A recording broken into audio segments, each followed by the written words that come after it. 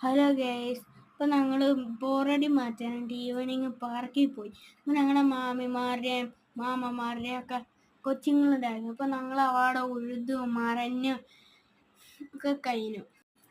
അപ്പോൾ ഈ കാണുന്നത് നമ്മുടെ പാത്തുക്കൊച്ചാണ്. അപ്പോൾ പാത്തുക്കൊച്ച് ക്യാമറയെ കാണുമ്പോഴത്തേക്കും ഓടി വരും, ഓടി ഒന്ന് ക്യാമറയ്ക്ക് പോസ് ചെയ്യും. കുറച്ചു നേരം കഴിഞ്ഞപ്പോൾ ഞങ്ങൾ വിചാരിച്ചു പറച്ചിൽ പോയി മന്തി കഴിക്കുകയാണ്. അങ്ങനെ അവിടുന്ന് പുറത്ത് ചാടി.